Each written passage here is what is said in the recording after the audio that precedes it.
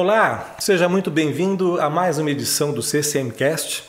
E hoje vou pedir licença ao Cauê Gonçalves para enfatizar o reconhecimento do nosso convidado aqui.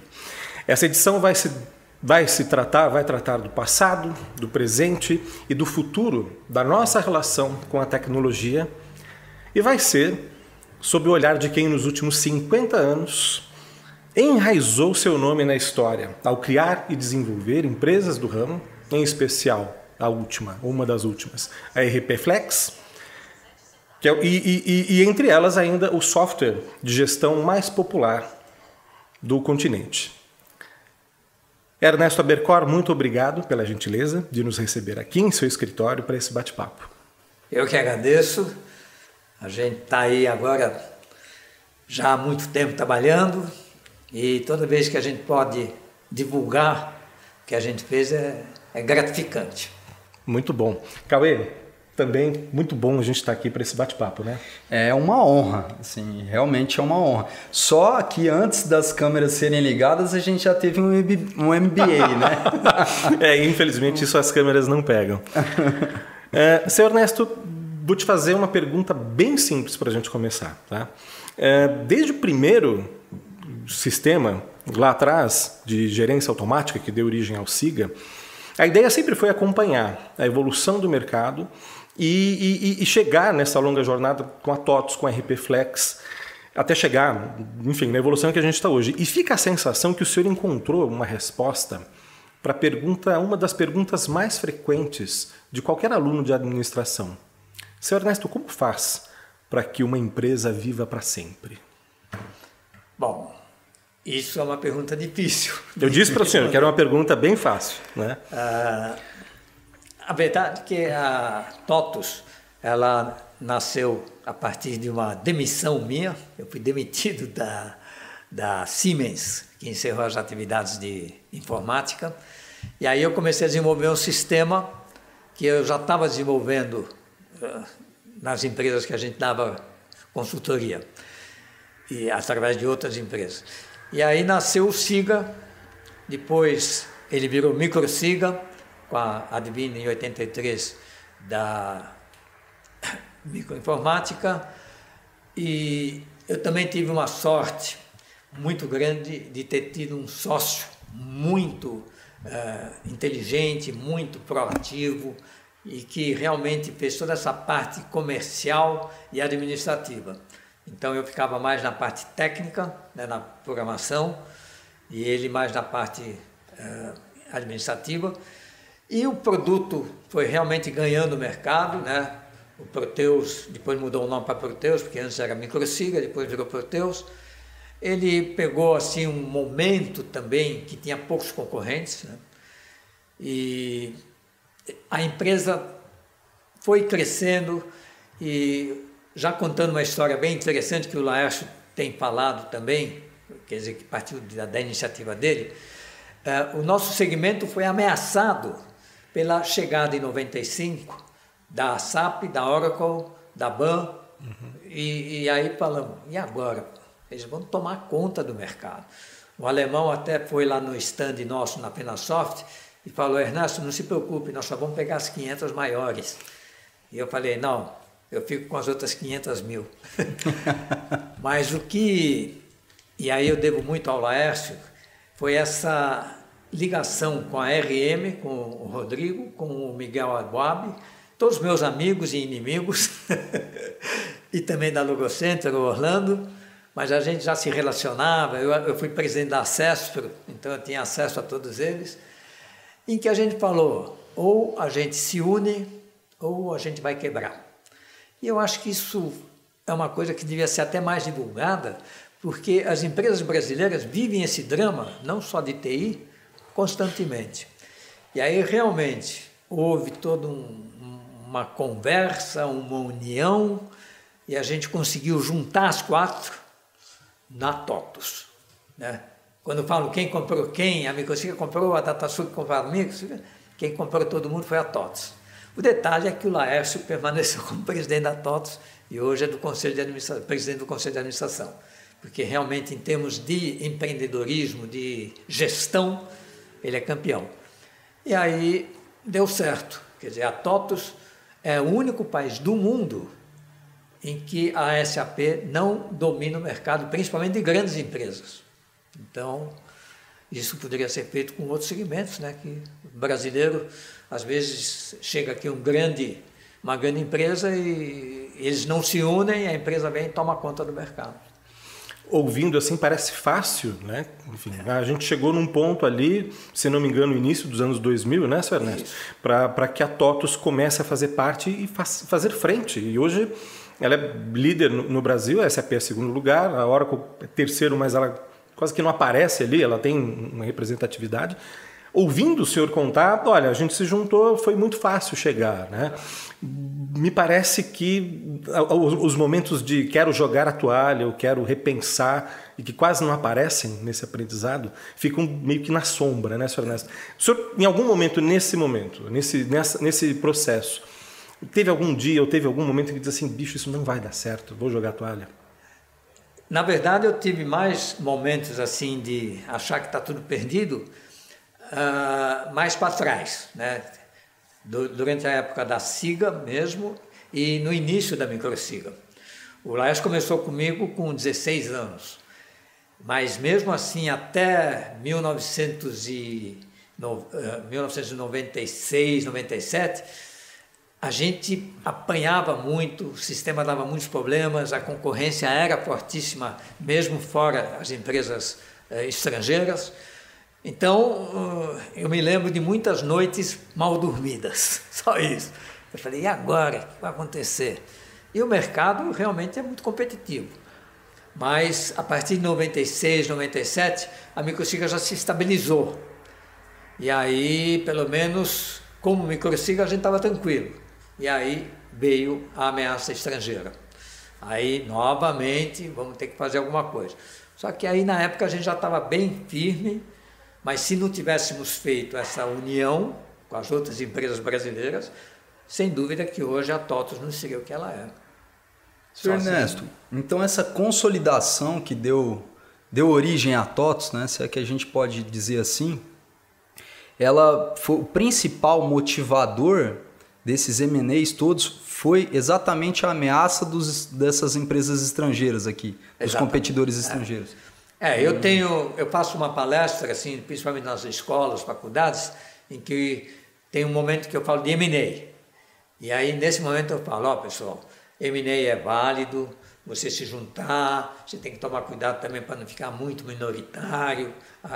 Não é fácil fazer o M&A porque, normalmente, o dono do capital, ele diminui muito o valor, né, de quem vai se juntar. Então, é um processo complexo.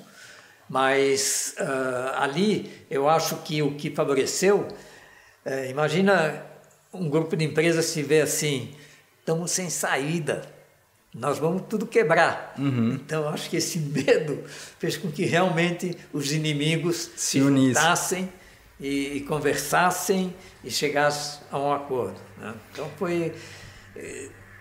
Eu estou tentando até achar um outro segmento, um outro case semelhante, não estou achando. Eu acho que isso talvez aconteça, a gente vê muito, assim, talvez na literatura de subestratégia, que a gente vê muito essa história. E a minha pergunta foi exatamente em função disso, que a gente vê, olha, quando o senhor nomeou, né, as pessoas os empresários à frente dos outros concorrentes à época, o senhor disse meus amigos e meus inimigos. E aí me veio à memória aquela frase que a gente habitualmente vê, ainda mais no Brasil, né? A gente vê muitos movimentos em outras esferas que não só a privada, as pessoas se juntando para lidar com o inimigo em comum. Então, acho que é aquela máxima de que o inimigo do meu inimigo, ele é meu amigo, né? Então, até pelo menos temporariamente. Mas eu realmente não sabia que essa foi um gatilho, um motivador muito forte. Que a gente sentou à mesa falando de competitividade.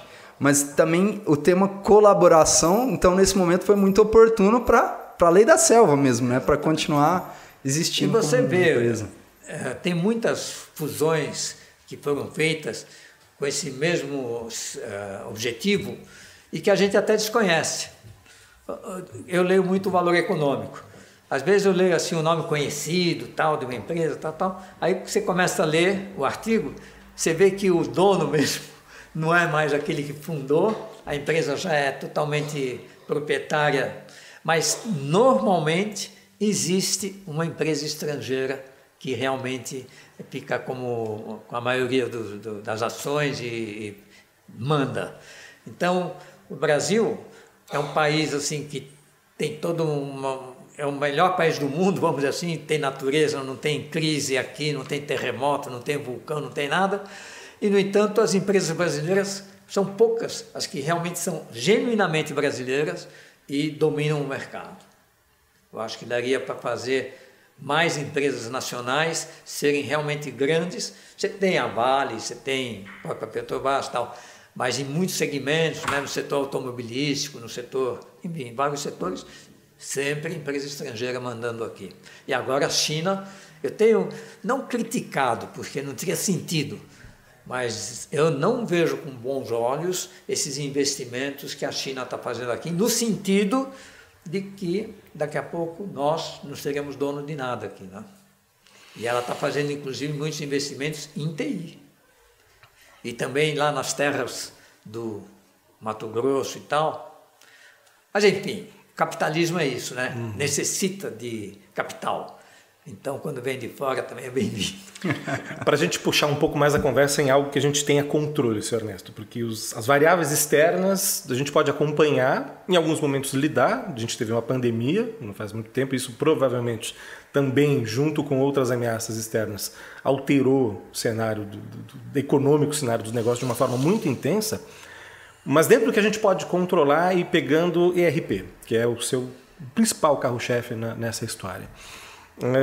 A gente acompanhando a evolução da ferramenta, a evolução do sistema, a gente passa de sistemas legados instalados nas próprias máquinas, nas próprias organizações, para um modelo em nuvem que dá origem à própria ERP Flex no início dos anos 2000 e que muda, de certa forma, essa compreensão que os clientes têm em relação à própria dificuldade, muitas vezes, em se atualizar ou em fazer a manutenção de um sistema ERP e as principais vantagens de um sistema em nuvem. Vou te fazer também essa questão que pode parecer muito elementar para o ouvinte do CCMcast, mas que a maior parte das pessoas ainda tem dificuldade em diferenciar. O que caracteriza um sistema em nuvem? O que caracteriza um sistema cloud em relação a esses sistemas legados do passado? Olha, é muito interessante essa pergunta, porque, na minha opinião, quase ninguém entende essa diferença, porque a palavra cloud significa na nuvem.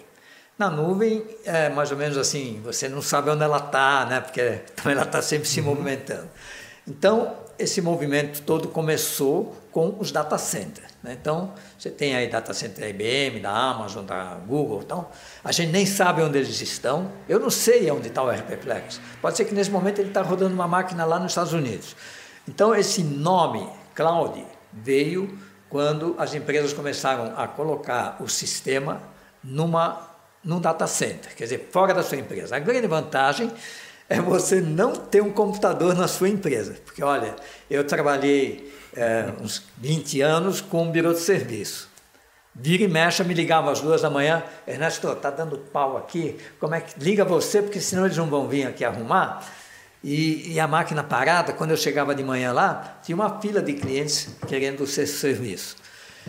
Então, o computador dá problema, e aí, quando é cloud, não tem problema de não ter óleo nos lugares lá para fornecer energia, porque teve uma vez que o sistema estava na Logocenter e o dono lá da Logocenter me mostrou todo o aparato que eles tinham, mas depois de uns 3 meses que eu estava rodando o sistema lá, já o ERP Flex, saiu o computador lá, pifou. E aí eu liguei para ele e falei assim, escuta, acho que alguém esqueceu de colocar óleo diesel, de comprar óleo diesel, porque parou o sistema.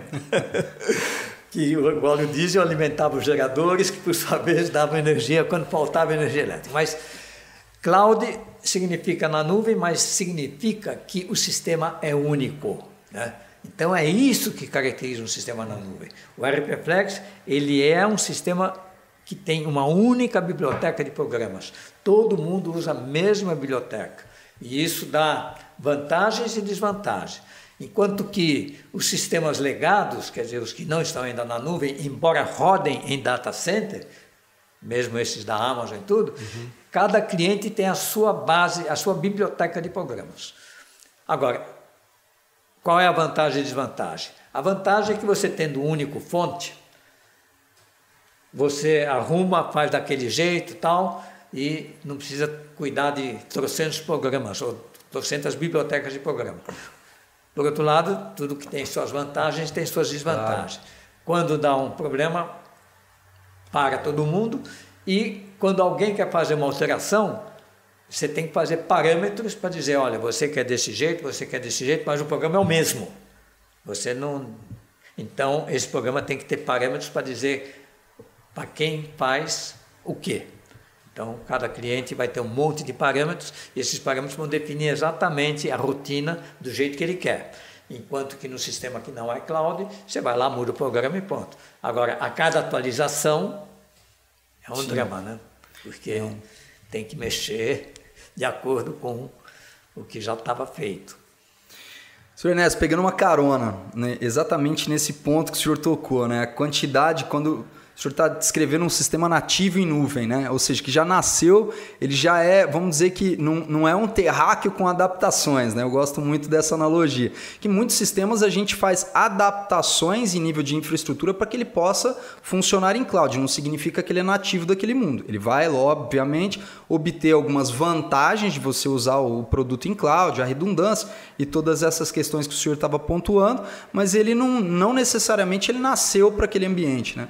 E eu me lembro, inclusive, eu até me pego me chibatando um pouco no seguinte sentido. Antes, eu sou uma pessoa cujo background é de administração. Então, eu fui entender sobre o tecnicismo, entender um pouco mais sobre tecnologia, quando eu efetivamente embarquei no setor de tecnologia. Então, eu me lembro quantas vezes eu critiquei alguma coisa da TI, falei, poxa, esse produto não está funcionando de novo, esse serviço. E hoje, quando a gente vai entender a quantidade de componentes, né, que a gente poderia até nessas esquemáticas que tem definindo bem o que é IaaS, PaaS e SaaS, você tem uma série de componentes empilhados e lá em cima você vê a aplicação, você vê o serviço. Então, por baixo você tem várias camadas, um sistema operacional, o próprio hardware, a conectividade e tudo mais. Então, assim, são muitos componentes que podem falhar, né? E que o fato do sistema ter nascido para aquele ambiente que dispõe de uma redundância maior e que tem todos esses componentes, de certa forma, muito mais bem orquestrados, gerenciados, ele proporciona para o usuário uma experiência muito melhor. Acho que o usuário efetivamente pode focar no seu negócio, né? E aquele monte de aparato que vem junto com a tecnologia que você precisa para conferir transparência, eficiência, ou seja, qualquer outro ganho de negócio que você venha a ter, você não precisa carregar uma série de outras questões que você vai ter que lidar. Poxa, eu vou ter que lidar com o sistema operacional, vou ter que lidar... Quantas pessoas eu não vou ter que contratar para isso? Não é meu negócio, né? Então, é muito interessante essa colocação, porque, da minha perspectiva, que sou do universo cloud, um produto em nuvem é aquele que você... Um produto SaaS é aquele produto que, olhando tecnicamente, pô, você não vai precisar fazer daquele pandemônio de uma gestão de patch, né? Ou você não vai ter que, sei lá, usar uma VPN ou colocar um AF na frente, ele já está todo preparado para isso, né? De certa forma, relativamente. Vamos falar assim. Primeiro, eu gosto de falar que a atividade do programador é a mais linda que tem, porque...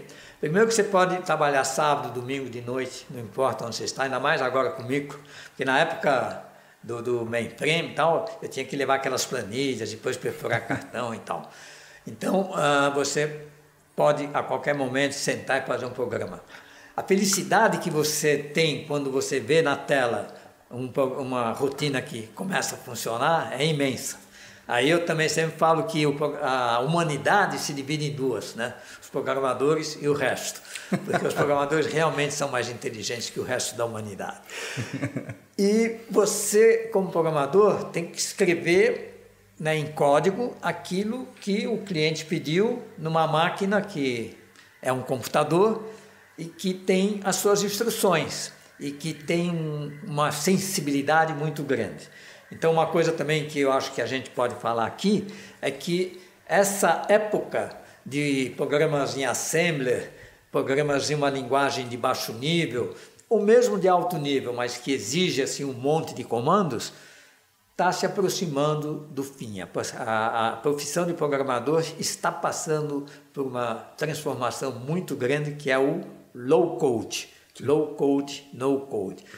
Estou estudando isso profundamente, estou estudando o Bubble, que é uma das linguagens low code, e estou vendo que, olha, a luz no fim do túnel para o programador, porque realmente você consegue fazer coisas complexas só mexendo aqui e ali com muito mais facilidade.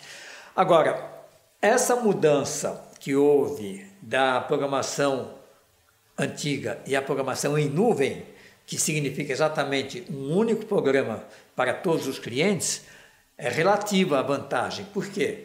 Porque evidentemente que se você está vendendo esse software para muitas empresas, cada uma vai querer, eu quero que calcule assim, eu quero que faça isso, eu quero que faça aquilo. E aí você tem um único fonte para cada programa, você tem que encher de parâmetros. E aí também o usuário tem que preencher os parâmetros corretamente. Então você tem essas duas dificuldades. O programa fica complexo por causa da quantidade de parâmetros, que cada parâmetro é um if da vida, e o usuário tem que também preencher corretamente os parâmetros. Mas, pelo menos, você tem um programa único que atende todo mundo, enquanto que num programa que não é cloud, para cada cliente você tem um fonte. Imagina as dificuldades que existem a cada atualização, a cada mudança de lei, a cada coisa nova que um cliente quer. Ele mexeu lá, pronto, já é um programa diferente. Então isso causa uma dificuldade na atualização dos fontes para aquela empresa.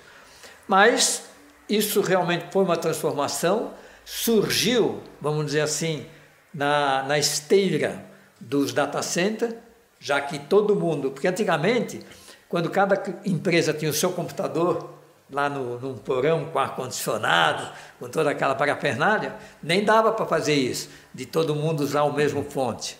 Então, quando surgiu os data centers, e aí surgiu essa palavra cloud computing, porque realmente você não sabe onde está e todo mundo usando aquela máquina, mas esse detalhe de que o cloud computing se caracteriza pelo fato de todos os usuários usarem o mesmo fonte, muita gente ainda não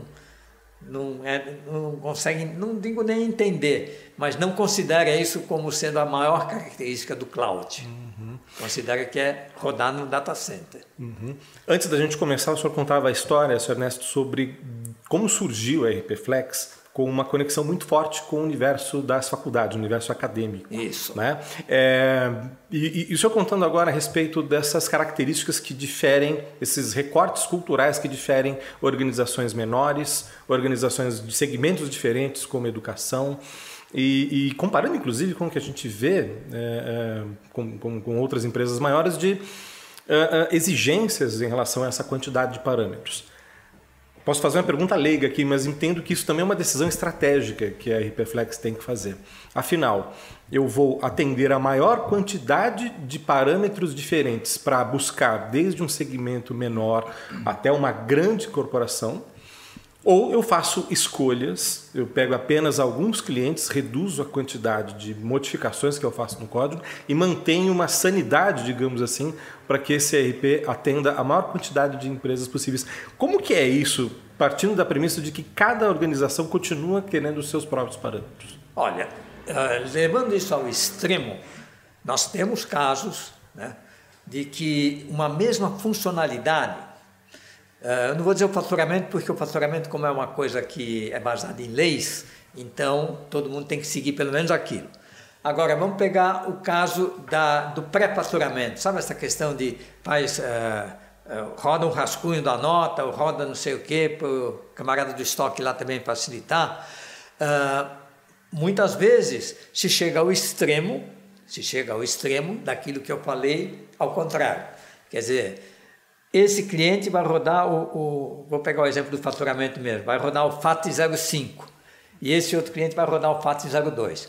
Então existem casos em que realmente a gente define mais que um programa para fazer basicamente o mesmo processo e tem também essa possibilidade, isso não é difícil, de eu chegar e, quando eu coloco um cliente no ar, eu dizer exatamente, é um parâmetro também. Sim. Esse cliente aqui não vai rodar o FAT01, vai rodar o FAT02, esse aqui vai rodar o FAT03.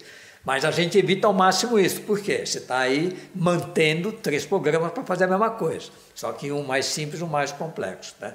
Então, em TI, em programação, às vezes até uma empresa enorme é mais simples do que uma empresa pequenininha, porque vai da cabeça do dono da empresa. E eu fico doido quando às vezes o cliente pede um negócio tão assim absurdo, porque muitas das coisas que ele pede é porque ele não confia nos seus funcionários. Ele quer exatamente travar, né, uma fraude, alguma coisa. Você fala, pô, confia no teu cara. Não, faz assim, faz assim. São assim, o setor de programação aqui recebe cada demanda. E aí é evidente que a gente cobra, né? Você quer uma mudança, quer fazer desse jeito, daquele, e aí o cliente fica bravo porque a gente está cobrando dele. E também tem mais um detalhe que é assim, a legislação tributária do Brasil, sem dúvida nenhuma, falo isso, é a mais complexa do mundo.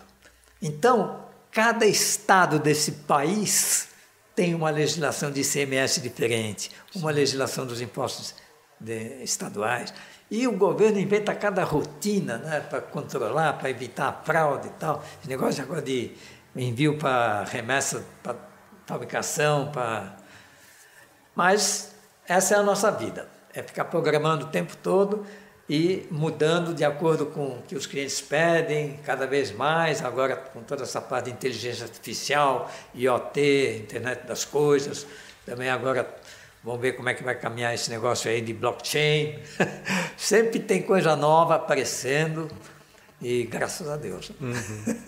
Eu queria pegar uma carona exatamente nisso e voltar um pouco no tempo da nossa conversa, naquele momento em que da consolidação ali, né, que formou a gigante que é a TOTVS. E eu me lembro, né, eu já trabalhei em algumas empresas que usam um grande concorrente global, né, da TOTVS. Eu não vou nomear, mas é alemão, tá? Não é só um, são 2. Então, e aí eu me lembro que assim, havia um posicionamento muito claro deles de falar, olha, uma necessidade de mudança, de customização ou de tanta mudança de processo. Porque a gente está vendendo junto com o produto, né? Existe aqui uma coisa que é superior ao produto aqui, que são os melhores processos do mundo, né? Esse é o produto, o nosso produto ele roda em algumas das maiores empresas do mundo, então o fato de você já usar aquele módulo com aquele processo significa que você está também aumentando a sua maturidade de processos, a sua maturidade de gestão, porque você está indo ao encontro dos processos que as maiores companhias do mundo usam. Mas eu me lembro, né, foram 2 empresas em particular nas quais eu já trabalhei que ainda assim diversas mudanças foram solicitadas, né? Então eu vejo muito, e isso marcou na minha cabeça. Então, como eu vejo muito o TOTVS, essa possibilidade de customização na TOTVS na época, eu gostaria de saber diretamente da fonte se esse foi assim, um fator importante para diferenciar o produto TOTVS, essa flexibilidade de customizar. Eu não sei se isso é uma exclusividade do brasileiro, mas eu vejo que os processos eles fazem parte, eles têm o tempero da cultura de cada companhia, né? E como existem vários Brasis dentro do Brasil, eu acho que aqui há muito espaço para customização também. Posso estar completamente equivocado, mas é minha percepção. Portanto, eu fico imaginando se na frente eu fosse um executivo comercial de marketing da TOTVS, eu ia falar, olha, a gente tem uma especificidade aqui. Esses caras estão falando que não mexe, eu mexo. A gente sabe que todo mundo quer mexer. Isso aconteceu efetivamente? Olha, isso, na verdade, é uma faca de 2 legumes, como eu sempre falo. Porque se de um lado, realmente, principalmente, não sei se no exterior é tanta coisa também que eles pedem, mas aqui no Brasil, pela própria legislação, mas também pela própria gestão, realmente cada cliente quer sempre meter a colher num programa pedindo uma mudança. Por outro lado, isso gera uma renda bem grande, porque sabendo vender você consegue um bom preço para aquela solicitação. Tem uma história que eu sempre gosto de contar. Eu fui num cliente, linhas correntes, nem sei se existe ainda, foi relativamente grande, e fiquei lá a manhã toda com um analista deles e tal, e ele me pedindo, olha, Ernesto, aqui a gente trabalha desse jeito, muda aqui, olha, aqui não é bem assim, é assado e tal, e um monte de coisa. Eu cheguei, analisei, falei, tá, tudo bem, a gente faz isso, peço aí 2 meses de prazo, 20 mil reais. Falei bem firme assim, 20 mil reais. Isso foi de manhã. Aí voltei para a Microsiga, fui almoçar com o Laércio, ele perguntou, pô, você sumiu essa manhã, onde você estava? Estava nas linhas correntes, pô. Ele falou, o que você fez lá? Ele pediu, olha, aí eu mostrei a lista, ele pediu tudo isso aqui. Quanto você cobrou? 20 mil. Tá. Aí ele pegou, depois do almoço ele sumiu. 6 horas da tarde ele voltou. Eu falei, pô, onde você foi? Fui nas linhas correntes. Eu falei, pai, você foi fazer lá, pô? Eu já fiz tudo lá, até já fiz o orçamento, tudo, pô. Ele falou, eu mudei o orçamento de 20 para 80. Então, vai muito da habilidade comercial. Porque aqui mesmo na RPFlex, muitas vezes os programadores olham para mim e falam assim, pô, de novo você se meteu a dar preço? Tem dó. Então, é uma questão comercial, de você saber vender, e a SAP, por exemplo, nesse ponto, ela já começa falando assim, nós não fazemos alteração, o sistema é esse e acabou. Quer dizer, já provoca o cliente que fala, se for fazer, vai sair caro. E aí, cada software house dá o preço que tal. Agora, é evidente que um sistema de RP, quando ele atende centenas, milhares de empresas aí, ele tem que ter uma quantidade de parâmetros imensa, né? 10 mil, 15 mil parâmetros. Então a implantação também se torna complexa, porque o usuário precisa chegar lá e definir. E nos sistemas, vamos dizer assim, na nuvem, mais ainda, porque é o mesmo programa. E aí você também fatura na implantação, né? Você pode cobrar porque o cliente vê, pô, mas eu vou perder um tempão para preencher todos os parâmetros. A gente já tem vários modelos padrão, mas em cada um deles é evidente que a pessoa tem que mudar. E é um ponto importante, né, Sr. Ernesto, essa premissa de que realmente as pessoas estão dispostas, as empresas estão dispostas a desembolsar porque elas entendem que aquilo tem um valor que se paga, né? Para o cara, a quantidade de horas que ele vai usar, a forma como ele vê o número para que ele possa tomar as decisões, enfim. Então, assim, é um montante, eu digo que muito deve ser precificado de acordo com o valor, né? E o valor em nível de percepção mesmo. Então, acho que realmente é uma renda importante e interessante porque as empresas estão se valendo de tecnologia para incrementar eficiência. Tecnologia sempre como ponte, como meio para algo, né? Então, se elas reconhecem esse valor da customização, elas efetivamente vão desembolsar um bom preço por ele, né? Tendo em vista que vai ao encontro da gestão. E aí tem essa diferença do que é cloud e o que não é cloud, porque o que não é cloud, por exemplo, no caso do Proteus, chega um momento em que quem faz essas alterações é o próprio cliente. E muitas empresas, hoje existem, não digo, talvez dezenas de empresas que rodam ao redor da TOTVS fazendo essas customizações. Eu tenho muitos amigos que hoje têm uma empresa que eles são, vamos dizer assim, representantes da TOTVS para fazer alterações nos programas, porque os programas são individualizados, cada empresa tem os seus. Então a pessoa vai lá, ela se responsabiliza por aquela mudança, então não gera uma receita para TOTVS, gera uma receita para esse pessoal. Isso foi uma briga muito grande, porque a gente começou, isso ainda na época da TOTVS, a credenciar. Não é qualquer um que pode chegar lá e ficar mexendo, não pelo fato de que está mexendo, mas pelo fato de que ele pode ferrar mais ainda, piorar, né, o programa, estragar o programa. Então a gente começou a credenciar, né, os representantes. Só que muitas empresas, às vezes de 2 pessoas, uma pessoa só, às vezes um programador, ele não se credenciava. E a gente chamava isso de SIGA 2. Quer dizer, é o cara que... Porque esses outros que são credenciados, inclusive, tem que pagar um percentualzinho lá para a TOTVS. Nós também hoje estamos vivendo esse drama, só que a gente não permite que ninguém mexa nos nossos programas, porque o analista assim, que vai dar suporte, ele pode dar uma ideia, mas aí mais realmente ensinar como a implantar o sistema, mas não mexer em programa. E com isso gerou muitas empresas autônomas dando suporte no Proteus. E isso também ajudou muito ao crescimento da TOTOS, porque você tem mais gente querendo vender para exatamente oferir uma receita, né? Então, eu até uma vez escrevi num programa que todo mundo estava mexendo e tal, e aí eu coloquei assim um texto que só quando abriu fonte é que você via esse texto. Aí eu escrevi assim: olha, se você for mexer nesse programa, pelo amor de Deus, faz direito, porque quando vocês mexem e fazem com que o programa não funcione nunca mais, eu fico doido para arrumar tudo aqui. Mas aí, bom, pensando no modelo de negócios em que o ERP está na nuvem, Sr. Ernesto, não necessariamente nas máquinas locais, com customizações locais e esse ecossistema de desenvolvedores que vão fazendo esses ajustes.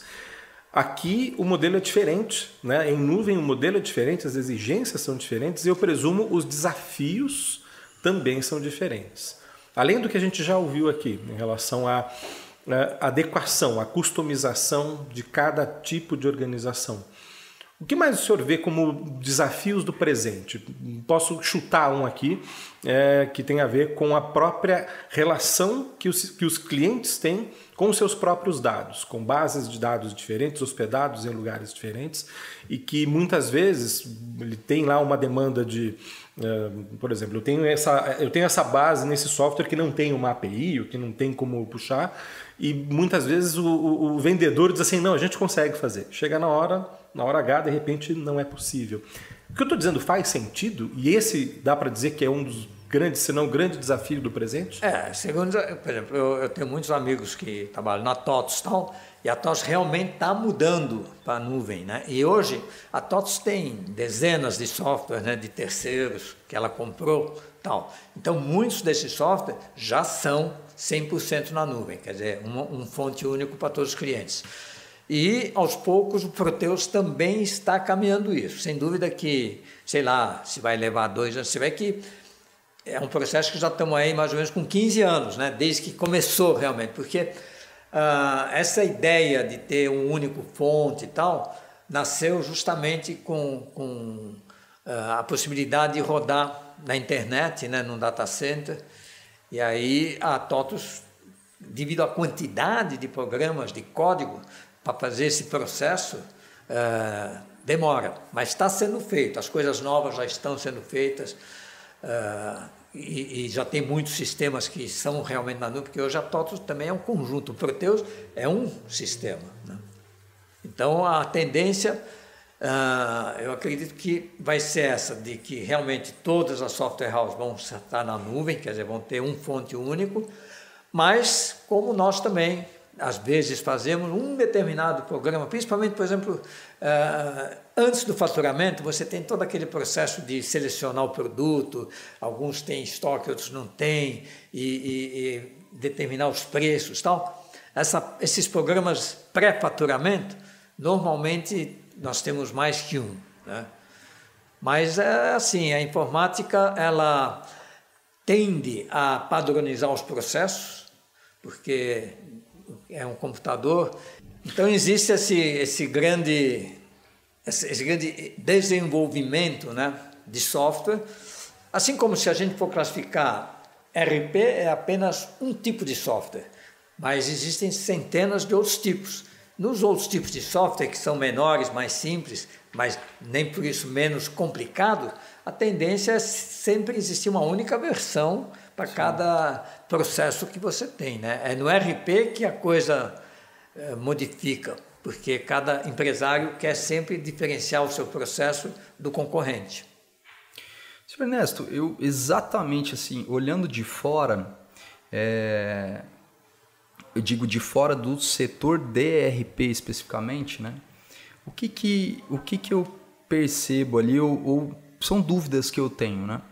Quando eu olho para ERPs, que são produtos com escopo funcional muito mais robusto e que rodam diversos processos que são legais, que são cumprimentos de obrigações legais e tudo mais, olhando a longo prazo, fazendo um exercício de futurologia com eles, eu fico me perguntando, assim, porque, olha, será que os ERPs em nuvem, né, que já nascem, que são produtos nativos para cloud, eles realmente eles atendem também grandes companhias? Ou é uma ou outra grande companhia? Porque eu vejo as grandes companhias carregando uma complexidade maior e uma quantidade maior de atores, portanto, uma quantidade maior de solicitações de customização. Então, isso é uma coisa que, assim, não sei se é só a minha percepção ou se eu gostaria muito de ouvi-lo, né? Se realmente os RPs em nuvem eles são para empresas, tem uma segmentação para empresas que estão aderindo ao RP num primeiro momento, ou é o primeiro ou é o segundo RP, que são empresas ainda de pequeno ou médio porte e não as de grande porte. Isso faz algum sentido ou não? Eu diria que não, porque as grandes empresas, né, essas multinacionais e tal, hoje, pelo menos fora do Brasil, usam SAP. Aqui no Brasil tem empresas enormes usando o Proteus. E elas usam um sistema padrão, porque quando, por exemplo, uma Volkswagen compra um produto da SAP ou da TOTUS, ela recebe aquele bloco de programas. Agora, ela pode chegar lá e mexer bastante, como você está falando, como é uma empresa grande, ela tem uma série de processos, então tem uma equipe grande de programadores que vai lá e começa a mexer e fazer uma série de programas novos, adequar e tal. Mas com esse processo de parametrização, isso é talvez até mais fácil, porque você mexe dentro. Hoje tem também um conceito, mas não deixa de ser parametrização, em que você faz pontos de entrada. Então você modifica aquele programa sem destruir, vamos dizer assim, as demais rotinas. Mas quando também começou essa onda de RP e tal, realmente não se imaginava que uma empresa como a Volkswagen, só para pegar um exemplo assim, fosse comprar um RP do mercado, né?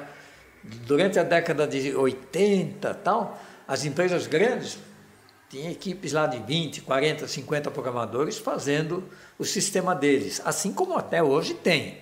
Mas, se você for analisar simplesmente SAP, Oracle e TOTUS, que hoje talvez essas três ocupam 90% do mercado de grandes empresas, prova de que realmente dá para usar um sistema de mercado, vamos chamar assim, um sistema que é desenvolvido para software house, e fazer as alterações, e fazer novos programas, isso tudo permite, né? Quer dizer, certamente que tem lá o RP, mas tem aqui um monte de programas fazendo as... satélites, Por exemplo, esse livro aqui eu procurei escrever colocando aqui todas as opções que a empresa necessita, né? Mesmo coisas que nem tinha no Proteus, assim, eu botei no livro. Então, você vê, a gente vê aqui, são 900 e poucas páginas, isso aqui mostra bem, mas o RP não faz só faturamento, cobrança, pagamento, compras, contabilidade, controle de estoque e folha de pagamento. Precisa de um livro tão grande assim? Precisa, porque tem muitos detalhes, muitas especificações de cada tipo de empresa. Se é uma empresa que trabalha para encomenda, se ela vende com estoque, se ela é serviço, produto, se ela é, por exemplo, faculdade, tem todo o controle do aluno, sistema do governo tem toda a parte fiscal mais forte, sistemas de hospital tem toda a parte do controle. Você vai hoje num laboratório como o Fleury, por exemplo, tudo é automatizado. Aquilo é um RP. Não sei se eles usam o RP da SAP, mas você até ia perguntar outro dia isso, ou se eles desenvolveram o próprio. Mas eu tenho certeza que se eles pegarem um da TOTUS ou da SAP, numa dessas empresas, vai ser mais fácil todo o processo, porque pelo menos tem uma base já toda consolidada. Para sair do zero e fazer tudo de novo, é muito mais trabalhoso. Talvez eu não tenha me explicado direito. Porque assim, o que eu penso, senhor Ernesto? Falando exatamente sobre isso, eu vejo que eu não sabia disso, né? Que as empresas na década de 80, essas grandes empresas, como o senhor pontuou, elas todas só tinham desenvolvimento próprio e depois você foi vindo. Eu vejo hoje os grandes RPs de mercado como tecnologias que vieram ali, que caracterizaram ali a terceira revolução industrial, logo depois da Guerra Fria e tal.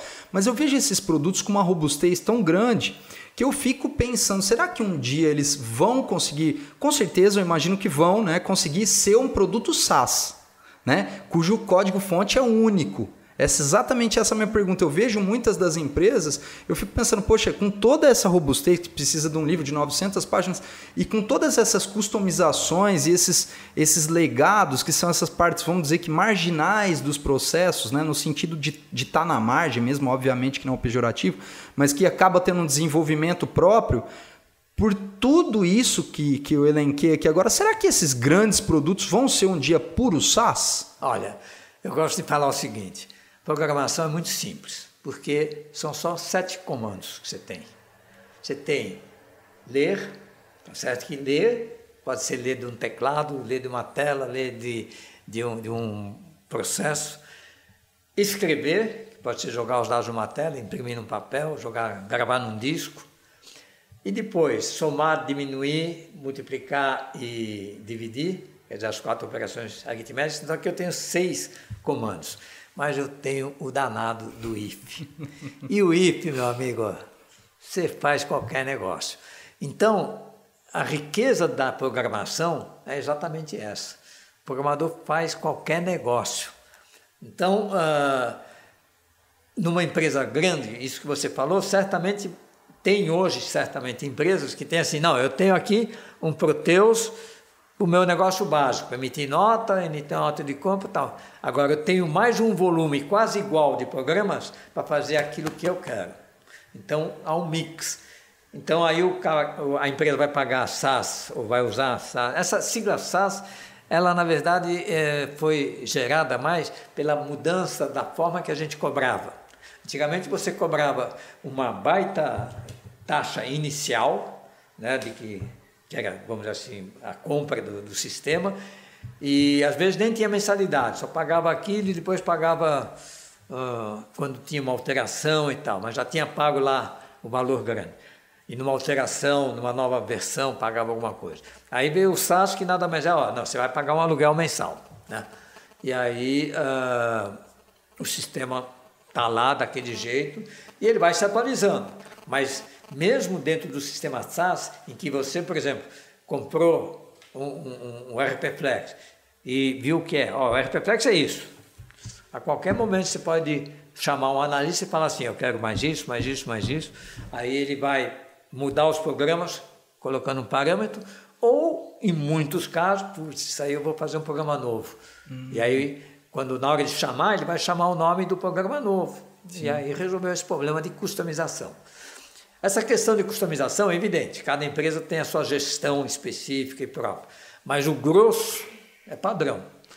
Agora, com esse negócio de inteligência artificial, internet das coisas, que essas coisas novas que estão surgindo, o próprio sistema vai se flexibilizar para atender às necessidades do cliente, né? Enfim, está tendo um desenvolvimento muito grande. Com essas linguagens low-code também, a empresa que não tem técnicos adequados, ela fala, tudo bem, eu vou fazer isso aqui num low-code e vou amarrar isso no sistema, lendo os dados, porque em programação dá para fazer tudo, né? Dá para você pegar os dados do sistema, imprimir telas, ou jogar em tela e fazer qualquer coisa. Programação dá para fazer qualquer coisa. Tem coisas que são complexas e que leva tempo porque é um espaguete lógico, como eu falo. Um espaguete lógico é uma ótima definição. E em quanto tempo para cozinhar essa massa? Para preparar essa massa, para girar o rolo e tal? É impressionante a diferença de tempo entre os programadores, né?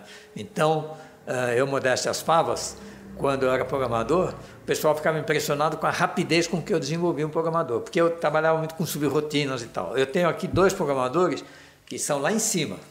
É evidente que o salário deles também é lá em cima, mas é porque eles são super rápidos. Enquanto que tem programador que leva um tempão. Isso vai tudo da experiência, tudo de você programar e tal. E o programador bom também, ele trabalha 24 horas por dia, sábado e domingo, né? Porque ele fica tão aflito para resolver aquele problema que ele não deixa de... Pelo menos ele está pensando em como solucionar. E essa que é a graça da profissão. Porque realmente você às vezes está com um problema terrível e você vai lá, tal. Eu já caí da cama, porque eu comecei a pensar numa rotina de MRP2. E eu deitei na cama e comecei a pensar na rotina, tal, fui me virando, pá, caí no chão. De cama de casal. Sr. Ernesto, a gente falou muito até aqui sobre o programador diante de desafios com código-fonte, né? E quero trazer para a conversa um desafio recente do senhor, assim que a IPO da TOTUS chegou, que eu presumo que tenha sido mais ou menos assim: como é que eu faço para programar gente? Como é que eu faço para incluir as variáveis natureza, saúde, vou falar fora de ordem aqui, né? Mas é natureza, educação, trabalho, amor e saúde, Isso. Que são as variáveis do Netas, que é o projeto que o senhor desenvolve. Tem a ver com essa sua história de enxergo a programação como algo em que eu consigo resolver um problema a partir de lógica e estrutura. Será que eu consigo levar isso para gente, para pessoas? É por aí, Sr. Ernesto? Bom, eu acho que tem outros aspectos também. Um é eu ser filho de imigrantes que chegaram aqui no Brasil com muita dificuldade, então eu tive uma educação muito rigorosa, né? Minha mãe tinha chicote para bater em mim, porque meu pai montava a cavalo, então sempre tinha um chicote em casa. E aí eu tive essa educação bem rigorosa, sempre fui um CDF na escola. Se eu não chegasse com medalha, que o primeiro e o segundo lugar ganhava, eu levava a empregada que tinha em casa, não deixava eu entrar em casa. Enfim, eu acho que isso aí tudo depende de uma filosofia de vida. E teve um dia que eu comecei a pensar assim, puxa, eu queria mostrar alguma coisa assim para as pessoas do que eu acho, como a gente deve viver. Né? Já existem aí os 10 mandamentos da Igreja Católica, existe um monte de regras, de livros, mas vamos fazer um negócio mais simples. E aí eu resolvi criar assim 10 princípios de qualidade de vida. Né? E aí depois que eu criei esses 10 princípios, que é trabalho, fazer dele um lazer, um prazer, amar a família e os amigos, inimigos jamais tê-los, esporte, praticar esporte, atividades físicas todos os dias, dormir o suficiente para sentir-se descansado e tal, mas principalmente cumprir as metas estabelecidas, fui bolando. O cara que fizer tudo isso aqui vai ter uma vida perfeita, né? Então eu comecei a pensar num nome. E foi aí que eu pensei, bom, aqui eu estou falando de natureza, estou falando de educação, estou falando de trabalho, né? E aí nasceu essa ideia, essa filosofia, Netas, um estilo de vida. Criei os 10 princípios, aí eu comecei a fazer uma série de brindes, né? Ali tem um brinde e comecei a fazer palestras só sobre o Netas. As faculdades me convidavam para fazer palestras. Eu quero que você fale do Netas, dos princípios de qualidade de vida. E foi nascendo. Aí chegou um dia, eu coloquei 2 sócios, o Fábio e a Tarsila, para montar uma empresa, para divulgar isso entre as empresas. Então a gente faz eventos nas empresas divulgando isso, e hoje muitas empresas estão fazendo eventos com o Netas. E agora eu lancei, já faz algum tempo, esse Netas Game aqui, que é um evento num fim de semana, onde as pessoas vão lá para o Spaventura, porque quando eu decidi fazer um hotel, eu falei para minha filha, ó, você vai fazer esse hotel, você vai administrar o hotel e tal, mas tem que ter atividade esportiva, né? Para as pessoas terem o que fazer, porque eu odeio ir para um hotel e ficar o dia todo sentado na piscina, lendo um livro ou tomando sol. Aí eu fico em casa. E aí a gente fez lá um baita poliesportivo, que é o Ernestão. Tem vôlei, tem basquete, tem piscina, tem campo de futebol, agora estamos fazendo quadras de beach tênis, tem um lago, então a gente faz caiaque. E o Netas Game nada mais é do que levar um grupo de pessoas para o Spaventura e passar um fim de semana fazendo muito esporte. E qualidade de vida, o esporte é sem dúvida o melhor caminho, né? Esse lado esportivo, competitividade, vamos dizer assim, também imprime a sua característica no dia a dia, por exemplo, aqui na RP Flex, ou mesmo nas outras empresas que o senhor fundou nesses últimos tempos? Bom, primeiro deixa eu te dizer que eu tentei ser nadador, vôlei, basquete, eu fiz um monte de esportes, tentei ser militante no Pinheiros, de basquete. Aí o diretor chegou um dia para mim e falou assim: Ernesto, eu tenho duas notícias, uma boa e uma ruim. Fala a ruim primeiro. Não dá para ser militante, você joga muito mal, é muito baixinho e tal. Eu falei, bom, tudo bem. E qual é a boa? Eu tenho um título para te vender? Aí eu virei sócio do Pinheiros. Mas esse negócio de que o esporte, ele é fácil para quem joga bem. Mas para quem joga mal, é difícil, né? Você arrumar... Você joga mal futebol. Pô, mas eu gostaria de botar uma camisa de um time, jogar... Você vai ficar na reserva. Eu tenho uma história que eu jogava vôlei lá pelo clube e teve uma final de campeonato, Paulistano versus Pinheiros. Final, tal. Eu falei, pô, mãe, vai lá ver que vai ser um jogaço, tal. E eu lá no banco, né? Reserva. E aí, chega no fim do jogo, minha mãe vai peitar o técnico e fala: moço, por que meu filho não jogou? Eu paguei a mensalidade do clube. Essa história está nesse livrinho aqui, ó. Esse livrinho aqui, o Dicas de Como Chegar Lá, é um livrinho que está, inclusive, agora disponível no meu... Todos esses livros aqui, esse também, no meu site, ernestoabercorn.com.br. E esse aqui eu conto. E eu falo aqui dos 10 princípios, conto toda a história da TOTOS. Tem lá no ernestoabercorn.com.br e vocês vão ganhar aqui o seu. Olha, o seu. Muito obrigado. Tem 20 mil aí que eu mandei imprimir. Muito legal. Mas isso é assim, eu acho que cada um deve deixar um legado. Então, eu acho que isso aí já é um legado bacana, né, que preza a qualidade de vida. E esses 10 mandamentos, vamos falar assim, as 10, são modernos, são atuais. Né? Eu tenho uma última pergunta a fazer, mas, Cauê, se você for o caso, a gente faz mais aqui, não tenho pressa. Fica à vontade. Mas além da questão esportiva, eu vejo muito no discurso do senhor uma preocupação com a educação. E como eu venho da educação e ouço muitos colegas que vivenciam no dia a dia, em vários segmentos, a seguinte percepção: as pessoas pararam de pensar, as pessoas pararam de refletir sobre o que estão fazendo e talvez executem muitas dessas rotinas ou métodos ágeis apenas com a velocidade da entrega. Não sei se o senhor está chegando onde eu quero chegar.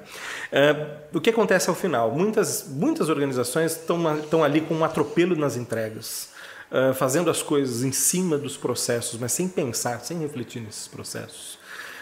Não sei se é a mesma visão que o senhor tem, não aqui, mas no mercado de uma forma geral, mas de que as pessoas estão pensando menos. E como alguém que valoriza a educação como chave, faço essa pergunta que também é bem simples quanto a primeira que eu te fiz. Dá para sair dessa enrascada? Como é que a gente sai disso pensando nas gerações que estão vindo por aí? Bom, primeiro a gente tem que dizer, eu li isso recentemente, de que esse período que nós estamos vivendo, já talvez desde o fim da Segunda Guerra até hoje, é o período que a humanidade mais evoluiu, mais criou, mais se desenvolveu em termos de produtos novos, de coisas novas, tal. Então, hoje, é difícil você julgar o comportamento das pessoas, né? Porque se você diz que a pessoa não está estudando, não está se envolvendo e tal, na verdade ela está fazendo alguma coisa diferente, está tentando bolar um novo produto, e também as novidades são tão grandes que, se a gente for pensar o que a juventude, principalmente, precisa aprender, porque todo dia está aparecendo negócio novo, já é um conhecimento muito grande, né? Então, eu acho que tem que ser menos enérgico, como você está sendo, de que as pessoas, vamos dizer assim, não estão pensando. Tal. Acho que a civilização atual, vamos analisar aqui o Brasil, né? O Brasil tem um primeiro problema, que também a escola não se modernizou. Enquanto que surgiu uma série de novos conhecimentos, a escola agora está mudando um pouco, mas na minha época eu estudava Mendes Sá, eu estudava que o rio Xingu era lá na Amazônia, uns negócios que eu nunca ia usar na vida, né? Então, as escolas precisam, eu tenho assim um pensamento de que as escolas teriam que se modernizar, e até uma ideia que eu lanço num vídeo que eu fiz, de que as disciplinas que tem desde o primeiro fundamental deviam ser exatamente as faculdades que nós temos. Então a gente devia ter medicina, engenharia, filosofia, psicologia, educação física, quer dizer, quais são as faculdades? São essas. Então essas vão ser a disciplina desde o primeiro ano. Evidente, o aluno vai ter as várias visões, porque ele vai fazer todas, ele não vai ficar numa disciplina. Enfim, modernização do ensino. Tem um livro agora que eu li do Breno Perruccio, que chama O que o ensino não te ensina.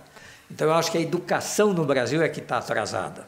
Então com isso as pessoas, principalmente os jovens, eles não vivem o mundo presente. Eu tenho uma sobrinha que está vivendo na minha casa, ela tem 15 anos. Ela não sabe quem é o presidente. O presidente ainda sabe porque Bolsonaro todo mundo fala, mas ela não tem mínima noção das coisas atuais, porque na escola o ensino é muito arcaico. Está mudando. Na minha época era mais ainda, era primário, ginásio, hoje pelo menos é fundamental, ensino médio. Mas a gente tem que entender que a vida é essa, né? Agora, o que eu procuro fazer, quer dizer, qual a contribuição que eu procuro fazer? Escrever livros.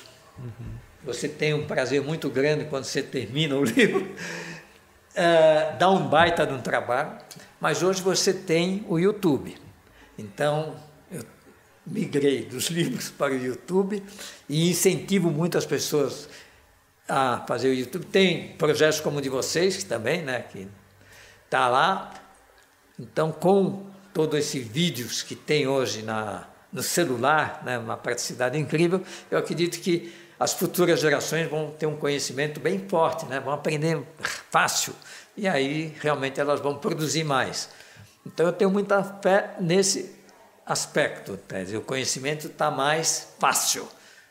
Hoje você tem esses vídeos que ensinam muito bem. Então acho que a humanidade vai melhorar com isso. Oremos, né? Oremos. Cauê. Eu tenho uma visão, não é assim, eu tenho ainda uma ou outra pergunta que eu vou me lembrando, mas entrando nessa seara que não tinha nada preparado na minha cabeça, mas eu ouvi ou li uma frase que me gerou uma certa reflexão, que exatamente, diante de tantas mudanças que a gente vem há algum tempo falando sobre a sociedade da informação, a sociedade do conhecimento, né? Sobre como a gente, até pelo advento da tecnologia, tem conseguido capturar e gerar muito mais informação. A tecnologia, né? Você olha as coisas na década de 90, né? Para acontecer uma coisa, quer dizer, você precisava ir até um lugar que tinha uma linha telefônica. Eu acabei de ver uma coisa. Para eu relatar aquele determinado evento, eu tinha que ir até um lugar fisicamente que tinha uma linha telefônica, passar a mão, ligar, esperar que tivesse um sujeito do outro lado que atendesse, para eu poder contar aquela história e aí ele tomar uma ação em cima dessa história. Então, as coisas realmente mudaram muito, tomando como base esse exemplo, né? Por exemplo, é um dos exemplos. Mas eu vejo também que ok, agora as coisas estão muito mais rápidas e a gente dispõe de uma quantidade de informação muito maior. De certa forma, a minha percepção sobre essa frase que eu disse que eu li, que me gerou reflexão, foi a seguinte, que aonde existe abundância de informação, existe escassez de reflexão. Então isso, de certa forma, eu tenho 2 filhos, eu me preocupo um pouco também com... Olha, tudo bem, vamos ver se você é capaz de armazenar, mas você também precisa processar, né? Não adianta você só colocar uma série de dados no seu HD e não fazer nada com isso, né? Então, você precisa processar para gerar a informação e você precisa colocar a informação em alguns contextos para começar a gerar o conhecimento.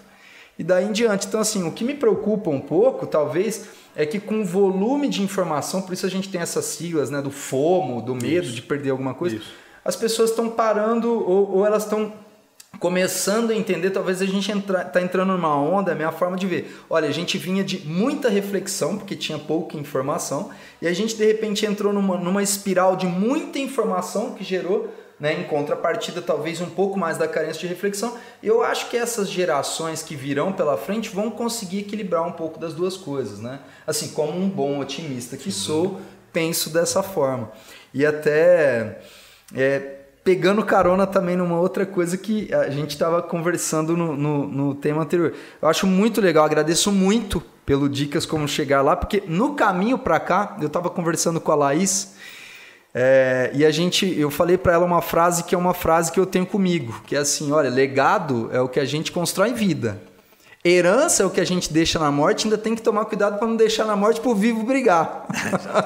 Então, assim, é muito legal poder estar aqui, de fato, é uma honra poder estar aqui conversando com o senhor, porque o repertório não parou, né? Assim, o repertório que o senhor contou pra gente das coisas que a gente riu, das coisas que a gente aprendeu, e saber que pós-IPO, né, um movimento de muita gente, acho que talvez do IPO seja muito similar às pessoas que se aposentam. Bom, eu realmente cheguei aqui, equalizei a questão financeira na minha vida, tá, e agora tudo bem, eu vou para, sei lá, vou para Bahamas, né, ou para qualquer outro lugar. Mas não, o senhor foi atrás de construir um legado mesmo em vida, né, então isso foi muito legal. E a gente conversando um pouco antes também, o senhor, né, elencou alguns projetos para cada pessoa da sua família tocar, então se o senhor puder contar um pouco sobre esses projetos também e qual foi ali, quer dizer, para o senhor o M&A nunca foi, o IPO, perdão, nunca foi um fim. Não.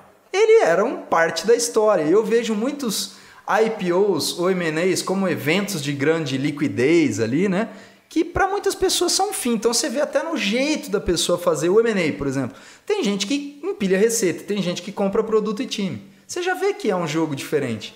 E para o senhor trazendo, né, o paralelo, o IPO já não foi um jogo de opa, tchau pessoal, foi um jogo de não, peraí que eu vou dar o start em várias outras coisas. Então, queria saber por quê e queria saber um pouco dos projetos. Não, eu acho assim, primeiro isso está relacionado com a saúde, porque quando você fala assim que a pessoa, por exemplo, aos 70 anos, chega e vende o negócio ou arruma um sucessor e para de trabalhar, a pessoa que vai ficar em casa, a não ser que ela em casa também tenha uma atividade produtiva, mas ela não está legal, quer dizer, ela não está vivendo a vida. Pô, a vida que a gente tem, ela é única e ela tem que ir até o último dia. Eu sempre falo, se eu morrer à tarde, eu quero ter trabalhado de manhã. Então, eu acho até que o governo devia aumentar a idade da aposentadoria, porque esse desejo não é só meu, de ficar trabalhando mais tempo. Tem muito aposentado que hoje lamenta, pô, me aposentei, agora não arrumo emprego, porque também não é tão fácil pela idade, às vezes. Enfim, então, eu acho que cada um de nós tem que realmente procurar viver até o fim da vida, deixar o máximo de legado, né? Eu, por exemplo, tenho um canal no YouTube, lá que é Ernesto Abercorn. Então, e eu criei um negócio chamado Ernesto Responde, que não é fácil, porque toda semana eu tenho que falar de 30 a 1 hora, mais ou menos, mostrando alguma coisa. Evidente que eu estou usando muito entrevista também, entrevistando pessoas, mas essa vontade de viver, não vou dizer que eu sou exclusivo, que eu sou melhor do que todos, mas isso vem um pouco da sua saúde, do seu passado, que você acumulou conhecimento, e você fala assim, pô, não é possível que agora eu vou ficar em casa vendo televisão, eu quero colaborar com as pessoas. Também essa satisfação que você tem, né? Assim como quando você faz esporte, a satisfação é quando você marca o gol, quando seu time ganha. A satisfação da vida é quando alguém chega e fala, como já aconteceu comigo, inclusive no mictório, que o cara chegou, olhou para mim assim e falou, você não é Ernesto? Eu falei, sou. Pô, eu vejo todos os teus vídeos. E queria me dar a mão. Mas, então, a vida é feita de momentos de felicidade, que são momentos em que você realmente realizou alguma coisa. Então, você tem que sempre estar bolando alguma coisa. Bom, pera, isso aqui tem um começo, meio e fim, porque eu só vou ser feliz no momento que chegar no fim, quer dizer, que chegar na conclusão daquele projeto. Então, a cada entrevista como essa aqui que eu estou dando, isso aqui é um momento de felicidade. Clóvis de Barros Filho, né, que vocês devem conhecer, sim, ele fala muito isso, né? O pessoal comemora o happy hour no fim da semana. Eu tomei essa iniciativa aqui, agora com a pandemia parou um pouco, nós fazemos o happy hour na segunda-feira de manhã. É o café da manhã de segunda-feira. Porque é um happy hour. Uma nova semana está aí. Viva! Entendeu? Agora, tem um momento de descanso também, você vai dormir um pouquinho, tá? Mas o suficiente para sentir-se descansar. Não vai ficar dormindo o dia todo. Então, os princípios UNETAS, eu acho que UNETAS é um movimento que eu quero que exploda, não é fácil. Mas, além dos 10 princípios, eu quero que outras pessoas colaborem no sentido de enaltecer esses princípios e criar outros.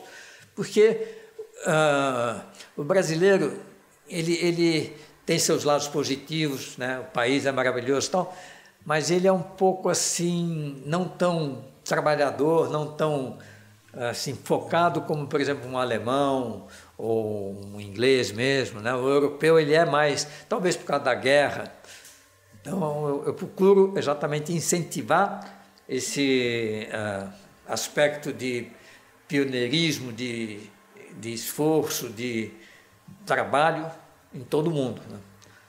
E a educação também é fundamental nisso, porque quando a gente vê a situação do morador de rua ou da imensa população brasileira que vive mal, tal, você vê que o problema todo está no fato de que eles não têm um conhecimento, não foram incentivados a realmente criar coisas, a trabalhar, tal. E aí eu penso, pô, o cara não deve ser feliz, né? Mas não é fácil você mudar tudo isso, né?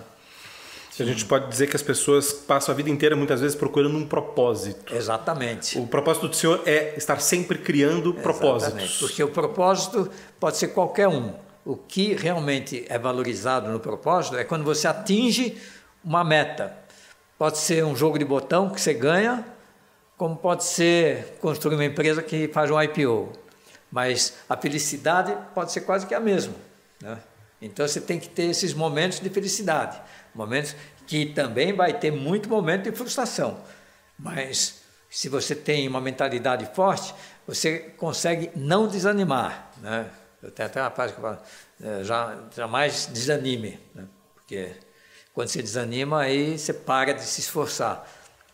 Então tem que estar sempre, não, vamos lá, vai dar certo, tal. Porque no momento que você é uma pessoa proativa que faz muitas coisas, eu garanto que vai ser aquela taxa, né? 40% dá certo, 60% não dá.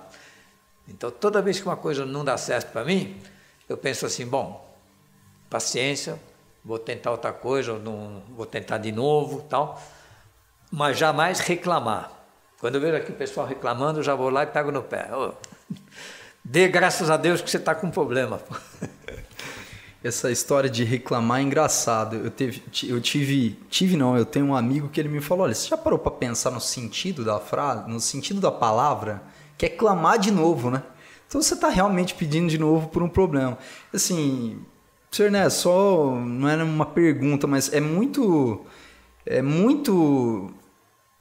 prazeroso e muito bom sentar aqui e ouvir o senhor, porque assim, no meio de empresarial, a gente ouve essas frases que costumam muitas vezes soarem clichê porque elas são repetidamente colocadas à mesa, né?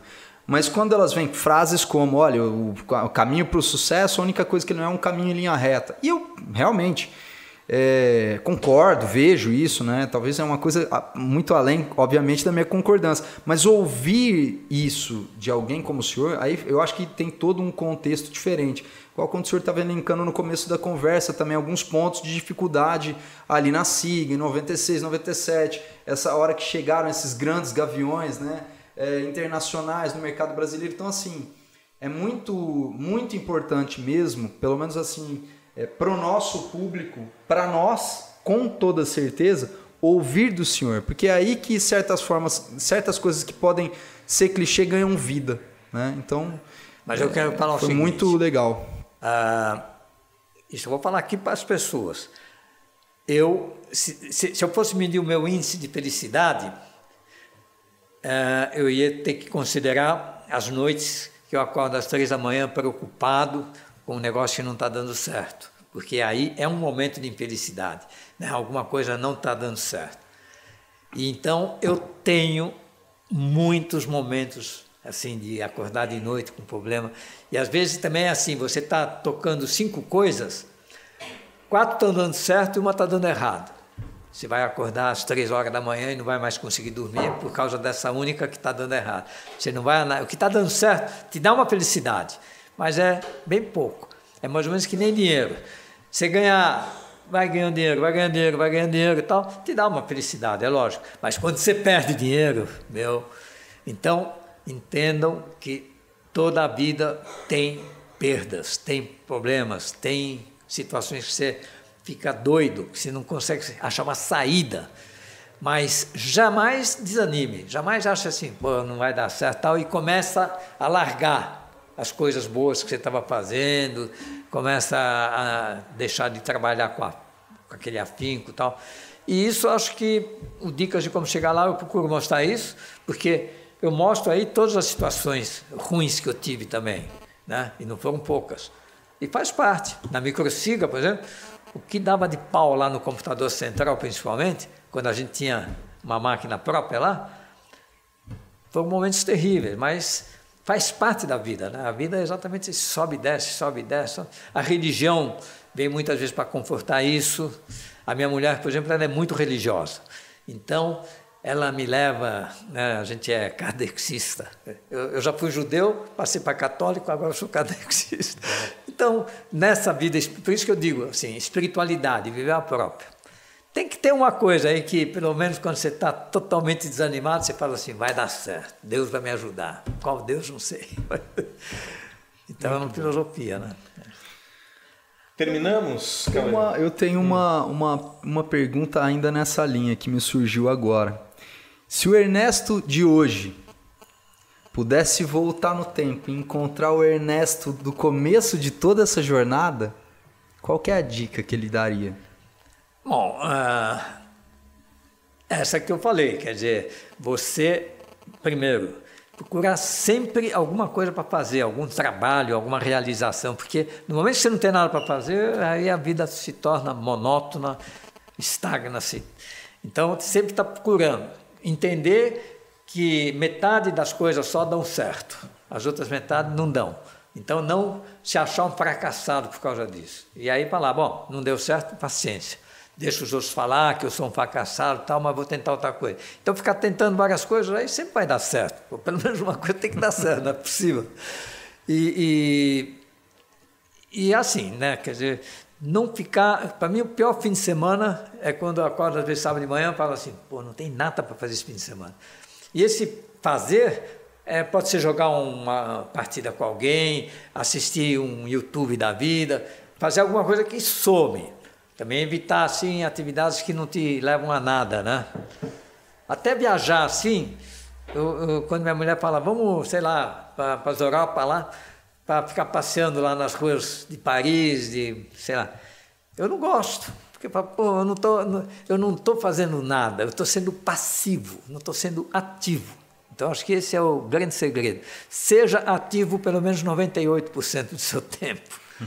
Toda vez que você estiver sendo passivo, que você está assistindo, você não está vivendo, você está vivendo a vida dos outros. Pô.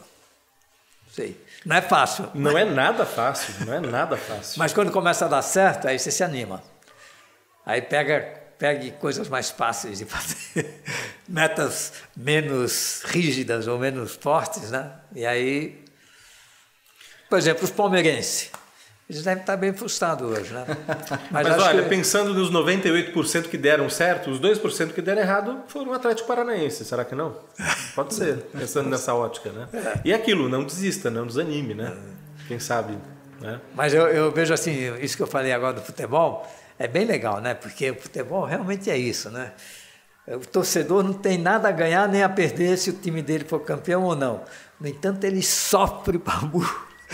Se ganha ou se perde, e fica contente para burro se ganha, né? Então a vida é isso. Agora, procure direcionar esse entusiasmo para coisas que dependem de você. Porque depender lá dos jogadores do time, não é você, né? Você está assistindo, não seja um espectador da vida, seja um jogador, seja um participante. E aí é meter as caras. Pô. Vai dar errado? Um monte de coisa vai dar errado.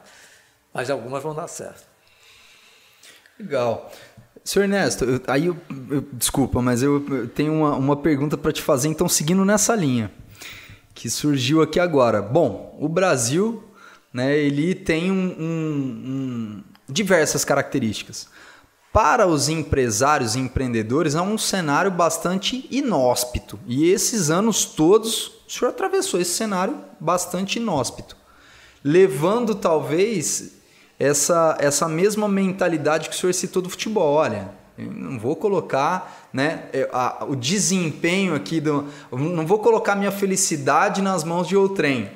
O senhor, em algum momento, por todas essas adversidades de ordem política, de diversas ordens que a gente passa aqui, mas acho que muito pautadas principalmente no Risco Brasil, no ambiente empresarial brasileiro, em algum momento o senhor leva também em consideração, como o senhor falou de futebol, como empresário, o senhor sempre leva do mesmo jeito? Olha, se o ambiente externo estiver indo bem, maravilha, mas se não tiver, não vou depender dele também. O senhor também transferir esse pensamento para a tua mentalidade corporativa?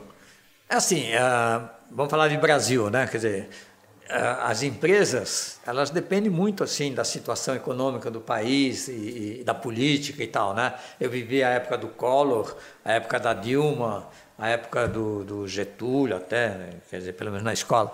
Então, uma coisa que eu não me conformo é que até hoje, né? Depois de 2000 anos, pelo menos, que pode ser até que tenha mais, a humanidade ainda não descobriu o regime mais adequado. Quer dizer, essa luta que tem entre esquerda e direita é um negócio que você fala, pô, mas como é que pode? Um dos dois deve ser melhor. Por que eles brigam e não chegam num acordo? E qual que é o sistema ideal, né? E agora a gente está vivendo isso também. Então, eu acho que toda essa questão de você achar o que é certo ou errado é muito difícil. Então, você tem que traçar o seu objetivo e caminhar. Mas, sem dúvida, que a gente depende muito dessa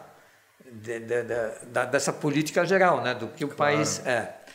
E, então, a gente tem que viver isso. Mas cabe a cada um realmente definir suas metas e não ser atrapalhado nessas metas. E aí depende muito do governo, né? Porque se o governo começa a fazer coisas que atrapalham o seu negócio, aí é ruim. E gozado que até hoje não se definiu qual que é melhor.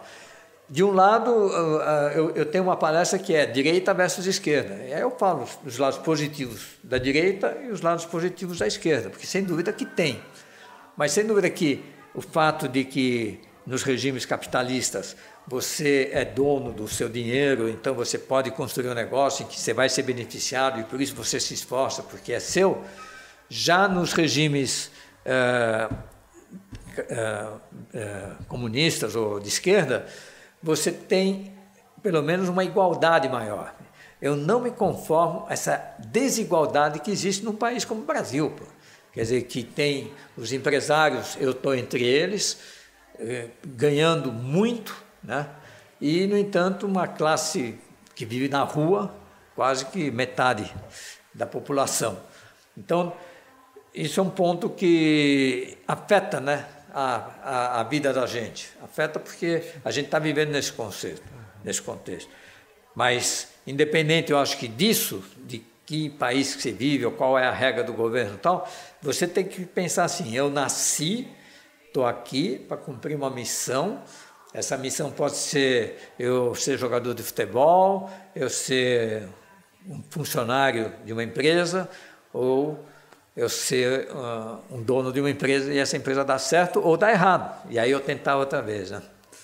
Ou ser programador, né? Porque aí é a parte boa. Exatamente. O programador tem a vantagem de que ele tem uma felicidade a cada momento que uma rotina começa a funcionar. Apareceu na tela.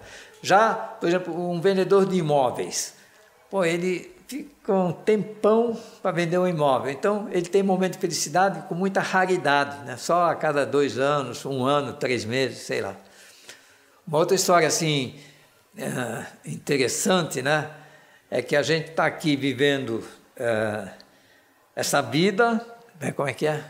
A gente está vivendo aqui a vida e a gente nasce, trabalha e tal, mas nunca sabe assim o que vai realmente acontecer, né, no dia seguinte. Mas, enfim. E que os próximos anos ainda sejam muito frutíferos e com sucesso para o senhor Ernesto. Quero muito agradecer. Cauê, que tal o papo aqui?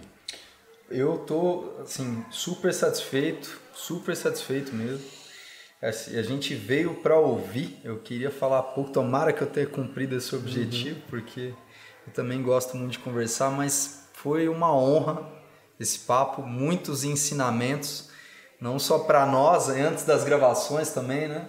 E que a gente possa replicar, né? Acho que o intuito todo, o objetivo da conversa era exatamente esse. A gente vinha aqui buscar esse repertório rico do senhor para que a gente pudesse primeiro aprender e também replicar, né, no mesmo pé de importância. Então, estou super satisfeito. Como comentário assim que eu tenho esquecido, é essa questão da gente ficar velho, né? Eu estou com 70, mês que vem eu vou fazer 79. Estou ainda super bem de saúde e tal, mas eu sei que conforme eu for chegar nos 80, 90, 100, 110, a coisa vai... uma coisa assim que me abalou muito foi meu pai, era muito parecido comigo. Ele trabalhava, ele era fotógrafo, né? Essas fotos que vocês estão vendo aqui, tudo é dele e tal.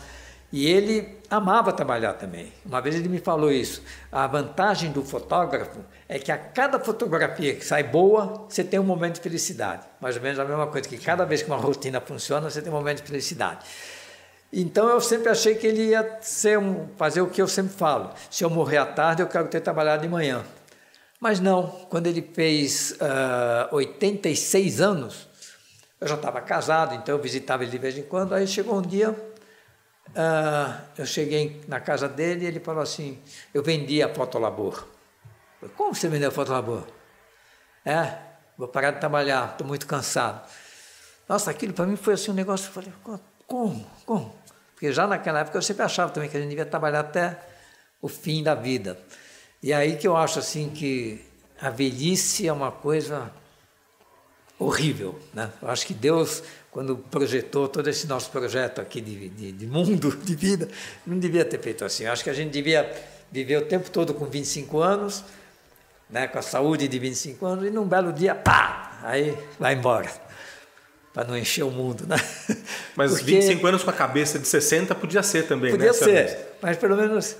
Essa é a minha maior preocupação hoje, né? Porque as pessoas falam, pô, você vai fazer 80, aí você vai parar de trabalhar, tal. Não fala isso.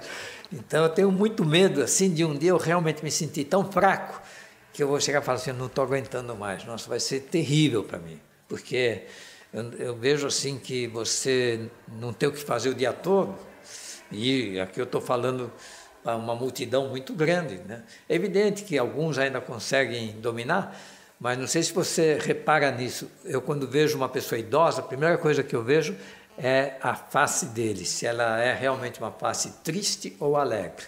E, infelizmente, a maior parte das vezes eu vejo uma face triste. Além disso, as doenças, né? Vamos terminar para cima, né? Vamos terminar pensando, para cima. Pensando que, teremos mais oportunidades no futuro. Exatamente. Principalmente assim, pessoal. Praticando esportes, eu garanto que você vai ter mais anos de uma vida saudável, porque o esporte te traz músculos, te traz movimento, te deixa magro, então você vai ter mais momentos. E aí talvez você consiga trabalhar até o dia que você morrer. No dia seguinte vai ser difícil. Bem difícil. Muito bom. Senhor Ernesto, muito obrigado pelo tempo, pelo espaço aqui para nos receber em seu escritório. Até uma próxima oportunidade, queremos ouvi-lo mais, provavelmente, né, tomara que isso aconteça. E para você que ficou até o final do CCMcast, muito obrigado por sua companhia e até o próximo episódio.